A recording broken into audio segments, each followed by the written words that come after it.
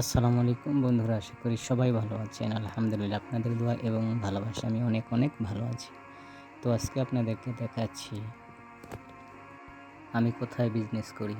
তো ভাই, আমি একটা ফুটপাতে অফিসের সামনে বেচাকেনা করি। তো আইসা দেখি অনেক ভাইয়েরা অলরেডি দোকান বসাইছে। এখন আমার পালা। আমি আলহামদুলিল্লাহ দোকান বসাইছি। আপনারা দেখুন, ড্রেসগুলা খুবই চমৎকার, আসলে খুবই সুন্দর। তো পাশেই দেখলাম যে একটা ভাইয়া কলা বিক্রি করতেছে। তার কলাগুলা মোটামুটি ভালোই। কিন্তু পাশে আরেকটা ভাইয়া কলা বিক্রি করতেছে, তার কলাগুলো আরও বেশি সুন্দর। তো ওখানে অনেক আপুরা থাকার কারণে আমি সেখানে গেলাম না। তো এই ভাইয়ারে জিজ্ঞেস করলাম, ভাইয়া কলা কত? তো তিনি 10 টাকা করে হালির কথা বললেন। তো আমি কলা 10 টাকা করে হালি নিলাম। তো আরেকটা ভাইয়া আসলো, এসে আমার সালাম দিল এবং ভালো মন্দ জিজ্ঞেস করলো। তো মূলত আমি মানুষকে আগে সালাম দেওয়ার চিন্তাভাবনা করি, চেষ্টা করি। তো কেউ যদি হঠাৎ করে দিয়ে ফেলে, তো আর করার কিছু থাকে না। তো ভাইয়া বলল যে আমার কাছে ভালো কোনো ছাতা আছে কিনা, আমি যেহেতু ছাতা বিক্রি করি।